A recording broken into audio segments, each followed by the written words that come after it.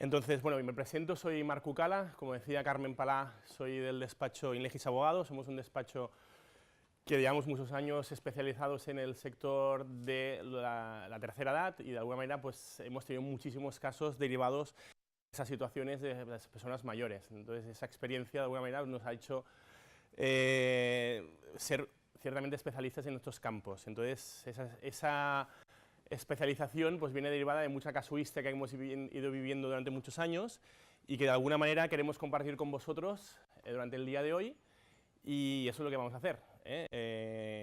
Veréis que hemos estructurado la presentación en 4 puntos. En el último punto son robos y preguntas. Estamos a vuestra disposición para cualquier pregunta en cuanto a supuestos os hayáis podido encontrar.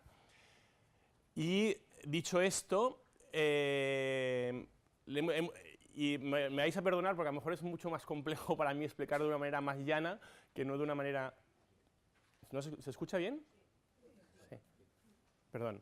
A lo mejor para mí es más complicado explicar de una manera más próxima para vosotras, porque al final son cuestiones técnicas, pero intentaremos hacerlo lo mejor posible, ¿no? Dicho eso, lo hemos intentado organizar en 3 grupos, básicamente, como veis aquí, que es una primera parte que es una aproximación más técnica, más teórica, normativa, en los casos que nos ocupan de protección a las personas mayores. Básicamente esta parte... Básicamente esta parte está regulada en 2 normativas. Estamos en Cataluña y naturalmente pues tenemos el Código Civil catalán junto con el Código Civil español, y cada vez estas instituciones de protección a las personas mayores están más y mejor reguladas en nuestra normativa específica de Cataluña, y veréis a continuación, incluso con cambios normativos que se van a producir esta misma semana. Es una especialidad que vais a ver que también es interesante, especialmente la situación política que estamos viviendo.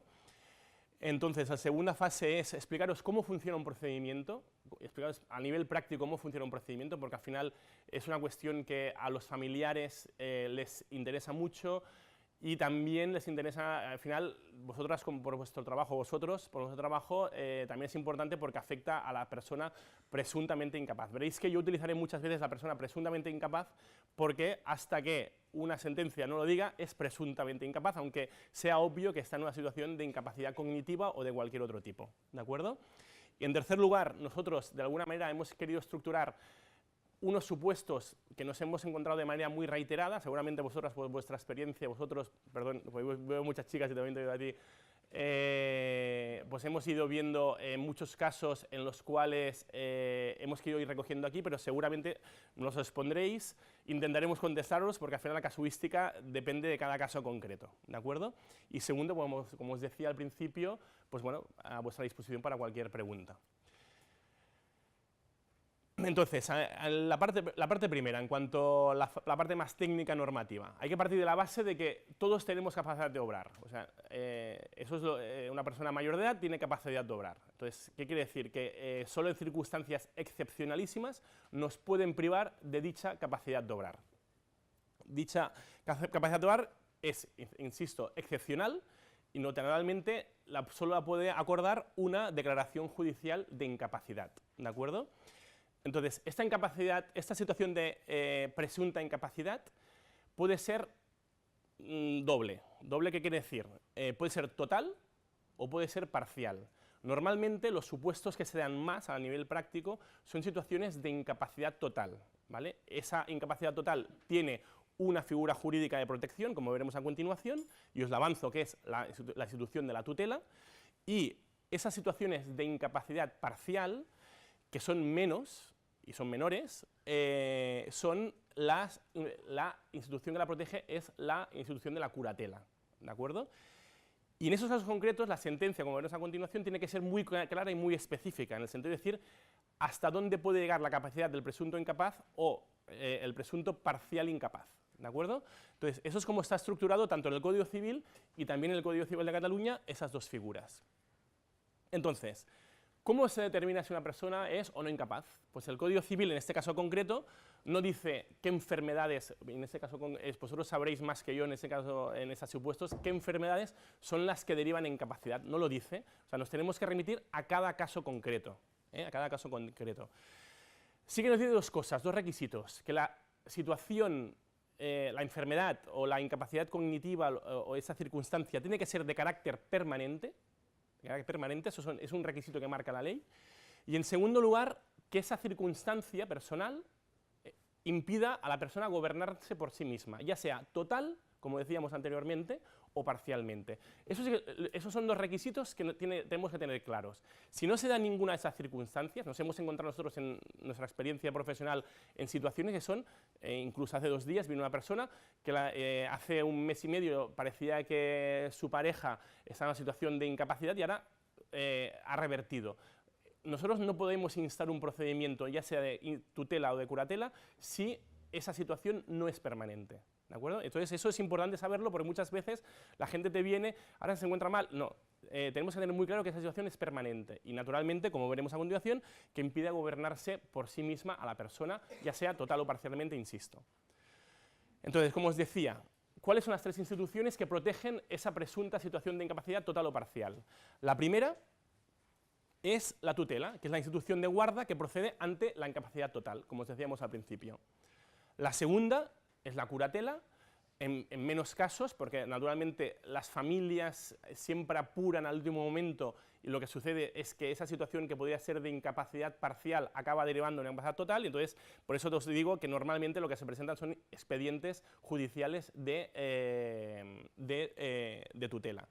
Pero la curatela, que nosotros consideramos que es una situación preventiva muy importante, es la institución de guarda que procede ante una situación de incapacidad parcial. Veremos después casos y os iremos explicando. Y la tercera, y la queríamos introducir porque muchas veces, por nuestra experiencia en vuestro ámbito, vemos que la gente confunde esta figura, es la figura del defensor judicial. ¿De acuerdo? El defensor judicial, veréis aquí, es una institución de guarda provisional y transitoria, que depende, veréis, que pasa en determinados supuestos y depende exclusivamente del juez. ¿Vale? No es una institución de guarda que podamos instar, ni los familiares, ni los trabajadores sociales, no se puede instar, es una situación que viene derivada de unos casos concretos y que depende exclusivamente del juez, ¿vale? Es decir, ¿qué depende de nosotros? De nosotros, es decir, a nivel de proteger a los presuntos incapaces, la tutela y la curatela. La tercera es una situación que viene derivada de un supuesto concreto que veremos a continuación, ¿de acuerdo? Entonces, en cuanto a la tutela, empezamos en la primera figura, que es la tutela, la más importante, la que se está mayor y más extensamente regulada. De hecho, la normativa deriva de la normativa de la curatela, en muchos casos se remite a la normativa de la tutela. Entonces, ¿quién establece el Código Civil que puede ser tutor? ¿Quién tiene legitimación para ser tutor? En primer lugar, una cosa que cada vez está pasando más, pero pasa muy poco, es la persona que el presunto incapaz haya designado con anterioridad. Entonces, eso lo puede designar en un poder previo, que veremos a continuación, lo puede designar incluso en un testamento, o sea, hay muchos mecanismos para designarlos, mecanismos que son escrituras públicas, pero hay que designarlo, ¿vale? Esa designación hay que tener en cuenta que queda registrada, es decir, hay un registro de designaciones de los posibles futuros tutores. O sea, esa es la primera institución, es la primera persona legitimada para esa circunstancia, para ocupar esa condición de tutor. En segundo lugar, y por ese orden, es el cónyuge o pareja estable. Sabéis que en Cataluña, en ese caso concreto que os decía hace 2 días, en Cataluña las parejas de hecho actualmente están en una situación idéntica a la situación conyugal, es decir, una pareja de hecho también puede ser la persona, persona que puede ser tutor.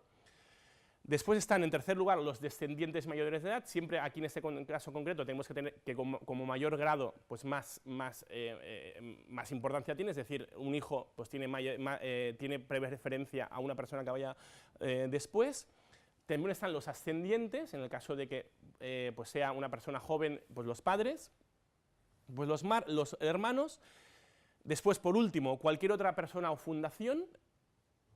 Y después hay que tener en cuenta, y por eso ponemos un asterístico, que a pesar de que la ley es muy estricta en este orden jerárquico, ¿de acuerdo?, el juez, en algún caso concreto, puede moderar ese orden jerárquico. ¿Qué quiere decir eso? Que puede pasar que la letra F, la fundación tutelar, pase a ser la primera, y eso pasa, porque por suerte, no muchos, pero pasan en algunos supuestos, que hay conflictos, hay disputas familiares. Entonces, como hay disparidad de criterios, el juez dice, oiga, aquí a lo que hay que proteger es, perdón, el juez no solo el juez, ahora veréis, también la persona que defiende los intereses del incapaz, que veréis quién es, no es nadie de la familia, dicen, oiga, aquí lo mejor es que haya una fundación tutelar que sea la persona que sea responsable. Y por eso, en algunas ocasiones, en el caso de disputas familiares, pasa a ser la primera esta fundación tutelar, ¿de acuerdo? Una pregunta que nos hacen a menudo, porque las residencias geriátricas se encuentran en esa situación, es si una residencia geriátrica puede ser o no tutor o responsable de un incapaz. No, no puede ser porque hay un auténtico conflicto de intereses, entonces la ley no lo prevé. ¿De acuerdo? Por eso, de alguna manera, os hemos puesto marcado esto en negrita y con una R, esa R hace referencia a las residencias. Inclusive, para que lo tengáis también presente, el cargo puede llegar a ser retribuido, porque a veces no es lo normal, pues el administrar el patrimonio de un incapaz pues supone una dedicación importante. Entonces, en cualquier caso, esa circunstancia es valorable por el juez, pero es una situación realmente muy esporádica. ¿De acuerdo? Sabiendo ya quiénes son las personas que pueden llegar a ser tutores, ¿no? Pues entonces lo que tenemos que tener claro, que también es otra pregunta que nos hacen siempre, es si puede haber más de un tutor. No. Hay que escoger a una persona y hay que estar de acuerdo. Si hay digamos, acuerdo entre los familiares, tienen que designar a una, no puede ser varios. ¿De acuerdo? Esa persona, también nos preguntan a veces si en algún momento, por circunstancias personales, nos hemos encontrado, esa persona deviene en una situación de incapacidad física, incapacidad cognitiva, puede pasar, o tiene problemas personales, si esa persona pues, en algún momento puede excusarse de ejercer ese cargo tutor. Sí lo puede hacer.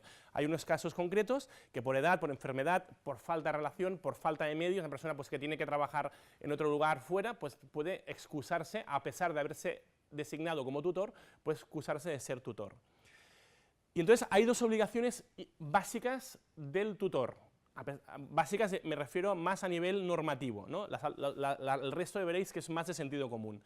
La primera es que una vez designado tutor, lo primero que te hace el tutor es presentar un inventario de los bienes del tutor.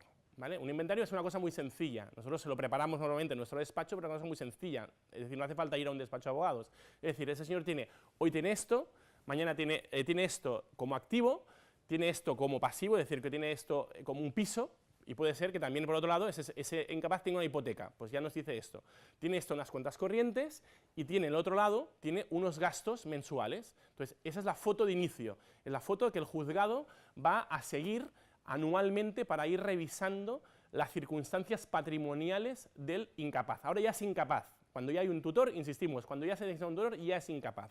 ¿De acuerdo? Entonces, eso es lo que de inicio hay que presentar. Y posteriormente, de manera anual, de forma anual, también hay que presentar ese mismo inventario actualizado. Aquí decimos rendición de cuentas, pero al final es lo mismo, es explicar, oiga, mire, al principio tenía esto y ahora tiene esto, al principio tenía esas obligaciones económicas de pago, una residencia, antes no tenía una residencia, ahora paga una residencia. Entonces, al final, es una cosa muy sencilla porque la ley ni los juzgados exigen que sea un formalismo, se puede explicar de muchas maneras posibles. ¿De acuerdo? ¿Tiras al de atrás, por favor? Volví aquí atrás porque esa rendición de cuentas anual, el Ministerio Fiscal, antes os decía, ¿quién protege los intereses del presunto incapaz o del incapaz? Es el Ministerio Fiscal. En esta institución jurídica no los protegen los familiares, no los protege el juez, lo que los protege es el Ministerio Fiscal. Entonces el Ministerio Fiscal va a proteger los intereses del presunto incapaz antes de la incapacitación y del incapaz después de declararse incapaz, en todas las fases. En la primera fase la veremos después, y en la segunda fase, en esa presentación del inventario de la rendición de cuentas, el Ministerio Fiscal lo que va a hacer es ir revisando si no hay circunstancias, digamos, extraordinarias o preocupantes en cuanto al patrimonio del incapaz. ¿De acuerdo? Como os decía antes, ¿qué implica la tutela? Al final, eso es un tema de sentido común. Básicamente, además de lo que hemos dicho de presentar un inventario y cada año actualizarlo, la tutela como tal, como institución jurídica, implica un deber de cuidado y de prestar alimentos. ¿Vale? Si hablásemos de menores, también implicaría un deber de educación. Pero en este caso concreto, hablamos de personas mayores y es un deber de cuidado y de prestar alimentos. Eso es sentido común. Y entonces, ese deber de cuidado implica dos actos de administración, que nosotros hemos separado como actos de administración ordinaria, el día a día, ahora si os pondré un ejemplo, y actos de administración extraordinaria. En cuanto a los actos de administración ordinaria, para poner un ejemplo, pues es el gestionar cuentas corrientes. Con la sentencia de incapacidad y designación de cargo de tutor, el tutor puede gestionarlo todo a nivel ordinario, cuentas corrientes, transferencias, lo puede hacer todo. Alquilar un piso, lo puede alquilar, esos son actos de administración ordinaria, eso lo puede hacer todo simplemente con la sentencia de incapacidad, eso es muy importante que lo tenéis claro, ¿vale? ¿Qué no puede hacer con la sentencia de incapacidad y designación de tutor? No puede desarrollar actos de administración extraordinaria, como son vender inmuebles, no puede vender, incluso no puede vender acciones si hubiese un señor mayor o señora mayor que tiene acciones en bolsa de toda la vida, nos hemos encontrado en el Banco Santander de 20 años, de Telefónica, pues no los puede vender, no puede naturalmente constituir cargas sobre activos, no puede hacer hipotecas, ¿de acuerdo? No puede renunciar a derechos. Imaginemos que tiene un derecho sobre un derecho hereditario, no puede renunciar a esos derechos, no puede constituir préstamos, no puede hacer nada de esto, ¿vale?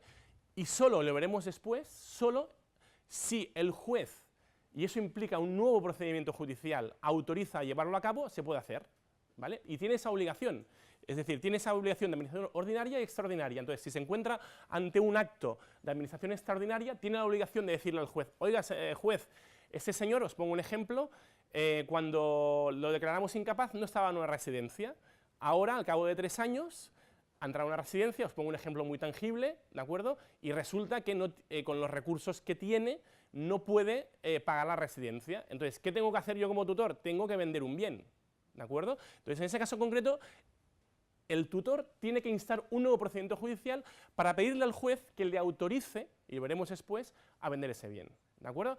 Por eso separamos, tiene la obligación de los dos actos, de los ordinarios y los extraordinarios. Lo que pasa es que los extraordinarios necesitan un complemento de la autorización por parte del juez. ¿Vais siguiendo? Porque a lo mejor yo me lo sé de memoria y no... ¿Vale? Entonces,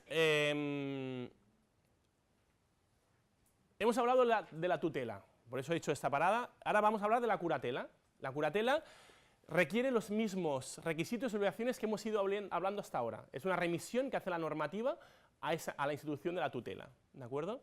¿Y cuál es la diferencia, como decíamos también al principio?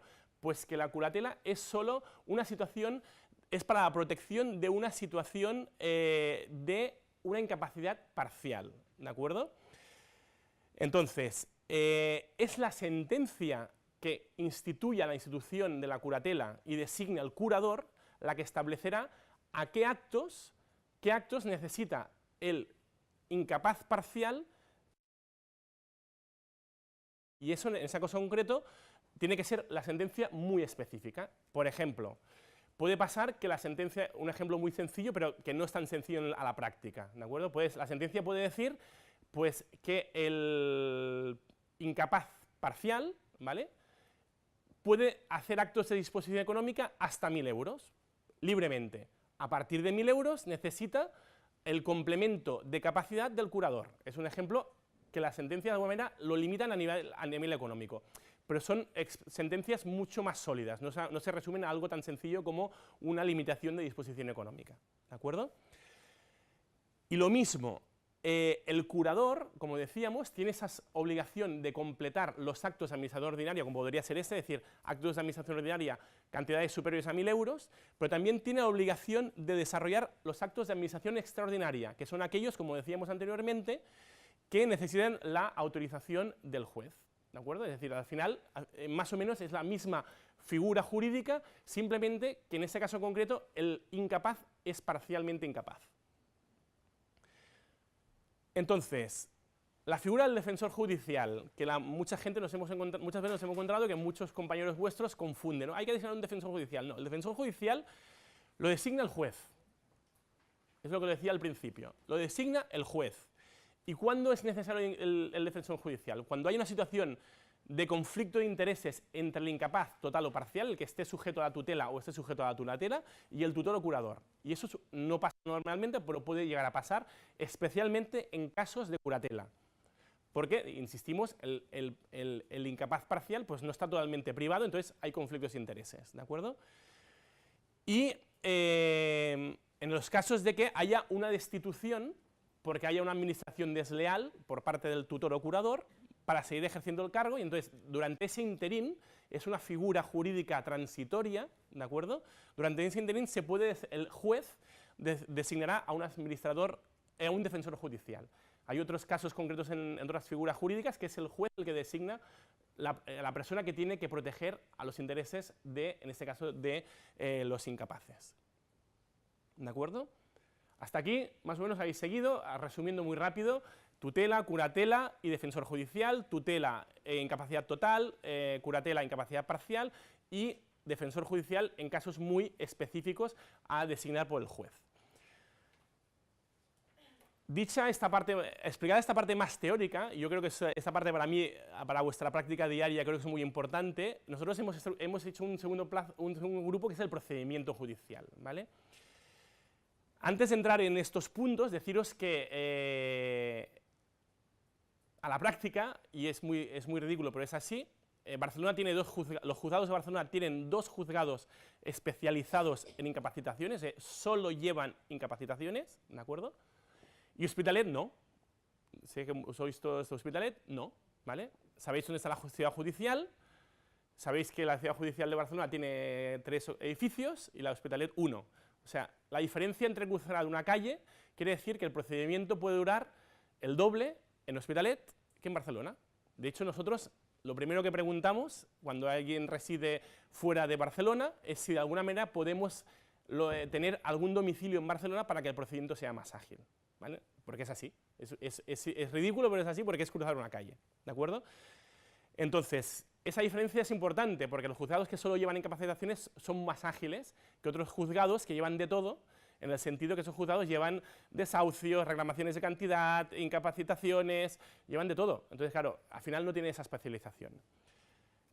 A efectos prácticos, si recomendáis a alguien que tenga que acudir a esa institución, y aunque seáis de Hospitalet, preguntadle si tiene algún familiar que vive en Barcelona. Yo lo primero que os diría, porque van a salir ganando en el sentido de agilizar el procedimiento. Porque no olvidemos que es un procedimiento judicial. Yo siempre os lo digo a los familiares, es un poco como las películas. Hay realmente un juicio.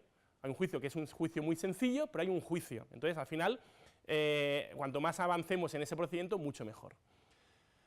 Antes de seguir, plazos del procedimiento, pues es muy difícil decirlo. Barcelona os podríamos decir que podríamos estar hablando de 8 o 9 meses en una incapacitación, y Hospitalet no me atrevería a decirlo. No me atrevería a decirlo porque yo he tenido un caso concreto que ha estado 3 años. Ha estado 3 años, o sea, pero esos son casos específicos, ¿de acuerdo? Puntuales. Lo normal es que pueda durar, en vez de 9 meses, pueda durar un año y medio. Una cosa que tendría que ser mucho más ágil, porque al final hay situaciones de necesidad. ¿Por qué? Como veremos después, muchas veces el declarar a una persona incapaz no es suficiente, porque la familia lo que necesita es poder vender un bien. Y entonces tienen que pasar por un nuevo procedimiento judicial. Entonces, claro, sumamos, si es Barcelona, 9 meses más 6 meses, están durante 1 año y medio, 2 años, con la soga al cuello porque no pueden disponer de un bien, ¿vale? Pero estamos avanzando puntos que veremos después. Entonces, el primer punto, ¿quién puede instar la incapacidad? Pues lo que hemos dicho antes, hablando de las personas que tienen la legitimación para ser tutores, cada una de ellas puede instar la incapacidad. El designado por el incapaz, el cónyuge, la pareja de hecho, el descendiente, ascendiente, esas personas pueden instar la incapacitación. También es importante efectos prácticos, por eso lo poníamos, es obligatorio por ley que estén representados por un procurador y un abogado. Eso quiere decir unos costes que les suponen a los familiares, en definitiva. Y también una cosa muy importante, porque a la gente le sorprende a la práctica, que es que, aunque a pesar de que seas el hijo que quieres proteger a tu padre, lo que estás haciendo tú a la práctica es demandando a tu padre. Nos hemos encontrado, pero oye, ¿pero estoy demandando a mi padre? Sí, estás demandando a tu padre, pero eso es cómo funciona el procedimiento. Es un procedimiento en el cual obligatoriamente, eso es importante, lo tenéis claro, participa el Ministerio Fiscal, comparando situaciones. Imaginaros el caso de procedimientos de familia, en el cual quien protege los intereses de los menores no son los padres, sino es el Ministerio Fiscal. En este caso concreto pasa lo mismo, ¿de acuerdo? Y eso es muy importante que lo transmitáis, porque al final las familias tienen que tener presente que hay una tercera persona, que no es el juez, que es quien protege los intereses del incapaz. De hecho, cuando presentamos una demanda de incapacitación, la contestación, que ahora veréis que es cómo funciona, el Ministerio Fiscal lo primero que hace es decir, me opongo. Lo primero que dice es, no estoy de acuerdo en que se incapacite a esa persona. Es un formalismo, porque de entrada, hasta que no acreditemos la realidad de la incapacidad, no es incapaz esa persona. Tercer punto, ¿podemos renunciar, el que insta la incapacidad, puede renunciar después a la incapacidad? No, es decir, oiga, si usted decía que era incapaz, ya no puede retirar, ya no puede archivar el procedimiento, porque si usted consideraba que era incapaz, desde ese primer momento hay que ver, el juez y el Ministerio Fiscal tienen que ver si es o no una situación de incapacidad. Es decir, una vez lo instemos, ya no podemos dar un paso atrás, ¿vale? Nos hemos encontrado, oiga, no, ya no lo quiero incapacidad, ¿no? Ya está en el juzgado, ahora ya no depende de usted, depende del Ministerio Fiscal y del el juzgador, ¿de acuerdo? Tercer punto, es un procedimiento que requiere mucha privacidad, es decir, no es un procedimiento público, no está publicitado en ningún lugar, lo único que se va a publicitar después, veréis, es la inscripción de la sentencia de incapacidad y tutela en los registros civiles, pero durante el procedimiento es un procedimiento muy privativo, ¿de acuerdo? Y lo que decía aquí es que esa privacidad solo se rompe al final, cuando hay una sentencia que se inscribe en un registro público donde se dice, esa persona, señor X, está incapaz y su tutor es esa persona. Volviendo a aspectos que hemos hablado anteriormente, lo que os decíamos, ¿quién es el juzgado competente? El juez del último domicilio o donde reside el incapaz. Por eso os decía que al final, buscando agilidad procesal, si os encontráis en situaciones que podéis encontrar domicilio en Barcelona, pues en este caso concreto, para asesorarme yo mejor a los familiares, pues intentar que decir, oiga, pues vivía en mi casa, yo vivo en Barcelona, pues podemos decir que el presunto incapaz vivía en casa de una hija, eso se puede decir, ¿de acuerdo? El procedimiento requiere una contestación por escrito, como os decía también anteriormente, el Ministerio Fiscal contesta por escrito, ¿vale? Y todo es por escrito. Y la legitimación, que ya lo hemos dicho antes, pues es el propio incapaz puede instar su propia incapacidad parcial, naturalmente no la incapacidad total, porque por ejemplo el propio incapaz, nosotros nos hemos encontrado ahora en un caso en una residencia de Hospitalet, que una persona nos ha venido y mire, yo sé que estoy truntullant, me dijo así, ¿no? Entonces yo quiero instar mi incapacidad parcial, pues lo puede instar el propio incapaz, las personas que hemos dicho anteriormente, cónyuges de relación análoga, los descendientes y el Ministerio Fiscal. La pregunta del millón, ¿los trabajadores sociales pueden instar una incapacitación? No. Los trabajadores sociales lo pueden poner en conocimiento, pueden y deberían ponerlo en conocimiento del Ministerio Fiscal.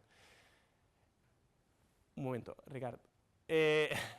Muy importante, la institución del Ministerio Fiscal es un embudo, ¿vale? Nosotros nos hemos encontrado muchas veces en situaciones de que hay presuntos incapaces que no tienen familiares para que puedan instar la incapacitación. Entonces lo que hacemos es ponerlo en conocimiento del Ministerio Fiscal.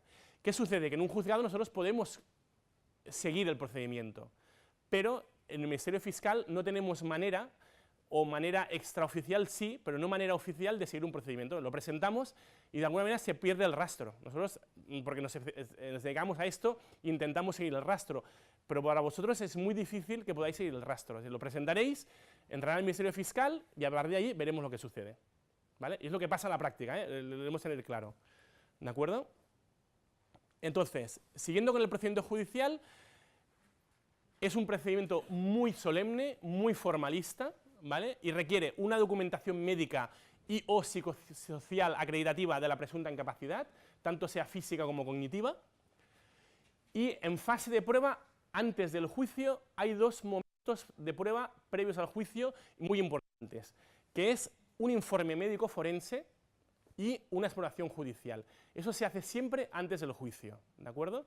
Y eso requiere, a la práctica, el desplazamiento del presunto incapaz a los juzgados, ¿vale? A la pregunta de, ¿el juez se puede desplazar? Sí, pero cada vez menos se desplazan. Hay que acreditar después, hay que acreditar realmente que hay una imposibilidad de desplazamiento. Anteriormente nosotros, hablando en plata, las colábamos casi siempre y el juez se desplazaba, pero ahora es una excepcionalidad que los jueces se desplacen. Entonces eso pues implica ver situaciones de ambulancias, bueno, son situaciones complicadas.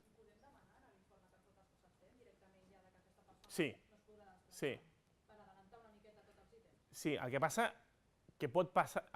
i succeeix a la pràctica, que per molt que tu demanis, després et demanaran que ho acreditis de manera tècnico-mèdica, et demanen 1000 coses. Els jutges, perquè això requereix un desplaçament del jutge i del metge forense, perquè el que sí que és veritat és que si es fa el mateix dia, a tots els jutjats, intenta que es faci el mateix dia, d'acord? Continuo en castellano. El informe forense es un informe técnico, en definitiva, es un médico que verifica la capacidad cognitiva, la capacidad física del presunto incapaz, y la exploración judicial es un interrogatorio de sentido común, en las cuales hacen preguntas variopintas. Si saben qué es un euro, si saben, os digo ejemplos, si saben en qué año estamos, si saben quién es el rey de España, si saben quién es el presidente del gobierno, incluso le preguntan quién juega en el Barça, o sea, cosas muy de sentido común para ver si realmente pues, el presunto incapaz está o no en una situación cognitiva a nivel de calle, por decirlo de alguna manera, porque el juez no tiene esa capacidad técnica para valorarlo, ¿de acuerdo? Y después de presentar esa documentación junto con el escrito de demanda, después de practicarse la exploración judicial y practicarse la visita médica, hay un juicio, como os decía al principio, y es un juicio como las películas. Vamos allí, los profesionales, el Ministerio Fiscal, el juez y el abogado, incluso vamos con toga, en el cual se hace un juicio. En ese juicio, de alguna manera, con todos esos antecedentes, pues se valora o no si esa situación de incapacidad es o no es. Y es en ese momento cuando el Ministerio Fiscal sí que realmente cambia de opinión. Al principio decía, no, yo me opongo, y después en ese juicio dice, oiga, pues no me opongo, ¿vale? Lo que pasa normalmente en la mayoría de los casos. Y en ese juicio también, para acabar de asegurar el procedimiento, las garantías del presunto incapaz, también tienen que comparecer 2 testigos que acrediten esa realidad de incapacidad, ¿vale? Esos testigos pueden incluso no ser familiares, pueden ser un vecino, ¿vale? Y en la práctica de Barcelona también se debería decir que si la exploración judicial y el informe médico forense son contundentes, los jueces de Barcelona ya no están, a pesar de que tú tienes que llevar a los testigos, ya están diciendo, oiga, no hace falta que me den los testigos, porque al final estamos redundando en una situación que ya de por sí es suficientemente triste.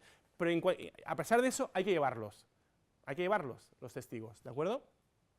Y entonces, ese procedimiento, como os decíamos, acaba en una sentencia, y esa sentencia de incapacidad establece si hay o no incapacidad, ¿vale? Y en el caso de que sea una incapacidad parcial, en qué grado y hasta qué y en qué actos necesitará el complemento de esa capacidad en la institución de la curatela. Y naturalmente establece quién es la persona que será tutor o curador. Y eso va al registro civil. Y esa sentencia, que el juzgado te da también a efectos prácticos, son cosas que no podemos recoger todas aquí, a efectos prácticos, es un documento público, el juzgado te da, aunque sea una fotocopia, te da un documento sellado, firmado por el juez y el secretario judicial, para que el curador o el tutor pueda ir a bancos, a cualquier lugar, con ese documento para que le autoricen a llevar actos de administración ordinaria. Entonces, como os decía al principio, ¿no? en la práctica habitual, ¿no? A los familiares muchas veces no les es suficiente en que se les designe un tutor. A los familiares necesitan recursos económicos muchas veces. Entonces, ello implica, como os decíamos, que hay un segundo procedimiento, que es en teoría más corto, pero es un segundo procedimiento judicial que no viene del primero, hay que iniciar uno nuevo, en el cual, en esas circunstancias de administración extraordinaria, necesitamos un complemento. Y entonces tenemos que explicar, oiga, ¿por qué pedimos vender un piso? Pues, por ejemplo, puede ser una cosa muy sencilla, oiga, cuando se declaró incapaz al señor o la señora, ese señor vivía en su casa, pues ahora necesita un asistente en casa, o ahora le hemos tenido que ingresar a una residencia, y los ingresos del señor son la pensión y ya está, y con eso no podemos cubrir, tenemos que vender el piso. Entonces, en esa situación, y después os explicaré, digamos, soluciones prácticas en situaciones de necesidad de venta de un piso, ¿vale? En esa situación hay que pedir la autorización judicial, ¿vale? También interviene el Ministerio Fiscal para proteger los intereses del incapaz, y naturalmente acaba también en una sentencia que deniega o autoriza esa realización de ese bien. ¿De acuerdo? El tercer grupo, que yo creo que al final, y en el ruego si preguntas me iréis preguntando cosas, nos iréis preguntando cosas, es la casuística, ¿no? Como os decíamos, yo creo que es un concepto muy básico, tener claro qué son actos de administración ordinaria y los que son de extraordinaria. Por ejemplo, disposición de cuentas corrientes se puede llevar a cabo sin ningún tipo de autorización extra por parte del juez. Alquilar la vivienda, que se necesita, en ese caso concreto, que el anciano se desplaza a una residencia, se puede llevar a cabo. Comprar una vivienda, perdón, compraventa, vender una vivienda, no, necesitamos autorización judicial. Entonces, ejemplo, ¿no? ¿Qué hacemos si ese procedimiento hay que pedirlo en Hospitalet, porque no hay ningún otro domicilio, hay que pedirlo en Hospitalet, y a lo mejor podemos estar un año, y el señor no tiene, o la señora no tiene recursos para ir a la residencia?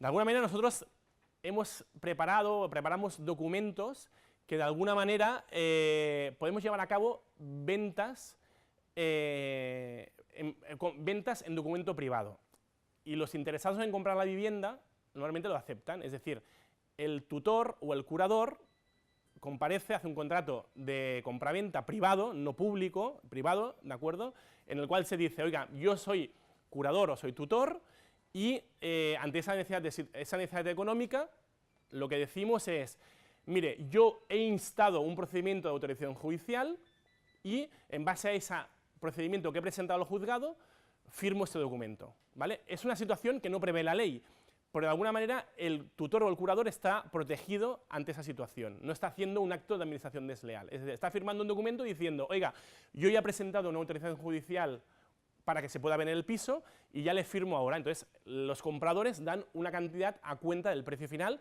y hay que esperar, naturalmente, a tener autorización judicial para poder firmar en escritura pública. Es una solución que nosotros hemos llevado a cabo después de muchos casos que nos encontramos como este, ¿de acuerdo? ¿Lo habéis entendido? Es decir, es hacer una venta en documento privado, y para que el curador o tutor no esté desprotegido ilegalmente, dice, oiga, yo soy tutor o curador, pero necesito la autorización del juez. Firmo esto a expensas, condicionado a que el juez me lo apruebe. Recibo este dinero, si el juez no me lo aprueba, yo se lo devuelvo. Como son situaciones que seguro que acabarán autorizándose, no pasa nunca nada, ¿vale? Y nunca le podrán derivar ningún tipo de responsabilidad al tutor o al curador, ¿de acuerdo? ¿Se puede pedir un préstamo a nombre del incapaz? De entrada no, pero sí que si tiene un patrimonio importante y se necesita dinero para poder pagar una residencia, para pagar un asistente o lo que sea, sí que puede llevarse a cabo, sí que se puede llevar, pero necesitamos una autorización, ¿de acuerdo? Eso se ve, la verdad, lo hemos llevado a cabo nosotros, pero se ven, y por eso lo hemos puesto, pero se van casos muy esporádicos, ¿de acuerdo? Y lo mismo con una hipoteca, lo mismo. ¿Puede pasar? ¿Se puede pedir? Sí, siempre que acreditemos la necesidad del incapaz, se puede pedir, pero también son casos muy esporádicos, pero nos lo preguntan y por eso, de alguna manera, os lo decimos, ¿de acuerdo? Y después hay actos que ni con autorización judicial se pueden llevar a cabo, es decir, el testamento, dejo primero el sufragio, lo dejamos aparte porque hay un cambio normativo justo de esta misma semana y que se va a ver aplicado ya la semana que viene, veréis ahora. Los testamentos son indisponibles, ni con autorización judicial. Naturalmente, contratar a gente tampoco, contratar laboralmente a gente tampoco, y naturalmente casarse con alguien tampoco. Eso es indisponible en todas las circunstancias, ¿de acuerdo?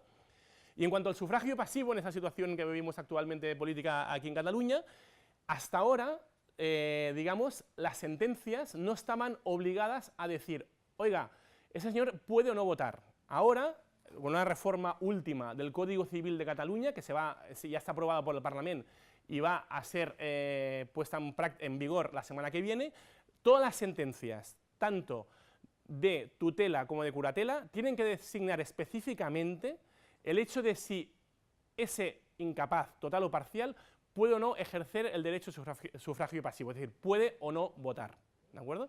Insisto que eso es una cosa que es nueva, es decir, cuando habíamos preparado esto, no estaba y por eso no lo hemos puesto, pero a partir de ahora que sepáis que las sentencias tendrán que designar específicamente si esa persona incapaz, total o parcialmente, podrá o no votar, ¿de acuerdo?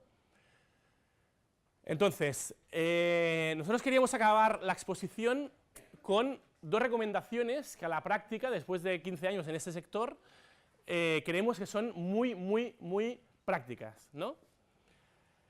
Entonces, la primera de ellas, para evitar disputas familiares, que las hay, también hay que decir que la práctica nos demuestra, probablemente vosotros veis otras cosas, que no es la mayoría de los casos, la mayoría de los casos hay acuerdo entre familiares, pero para evitar disputas familiares es muy importante que haya una designación por parte del futuro o presunto incapaz de la persona que quiere que sea tutor o curador suyo. Es una cosa que es recomendable, eso lo recomendamos siempre. ¿De acuerdo? Eso es una cosa, lo que pasa es que al final es difícil, pero para nosotros, pero probablemente si vosotros tenéis trato con esas personas mayores, sí que es una cosa que nosotros recomendamos porque solventa muchos problemas. ¿De acuerdo? Y la segunda, lo hemos titulado como protección ante la incapacidad y la urgente necesidad económica, es el poder notarial general. En este caso concreto que os hemos explicado, de que para las familias no les sirve tener una sentencia de incapacidad y tienen que pasar por el procedimiento de incapacitación y después por el procedimiento de autorización de venta, nosotros lo que recomendamos es que el presunto incapaz, de alguna manera, si realmente todavía está capacitado, aunque sea mínimamente, tiene que saber, ahora os explicaré el supuesto concreto, si está a la práctica capacitado, que otorga un poder notarial en el cual dirá, además de quién quiere que sea su tutor o curador, que le autorice al apoderado a llevar a cabo cualquier acto de administración patrimonial. Con eso no tendremos que esperar a la autorización judicial. Y con eso nos saltamos muchísimos problemas. Aquí no lo podemos escribir, porque al final no lo podemos escribir, pero al final si un incapaz previamente en su fase de capacidad ha firmado un poder notarial general, la familia no tiene por qué presentar una incapacidad, no tiene por qué, aunque debería, pero no tiene por qué. Y nosotros al final estamos recomendando que hagan esto, porque se ahorran tiempo y dinero.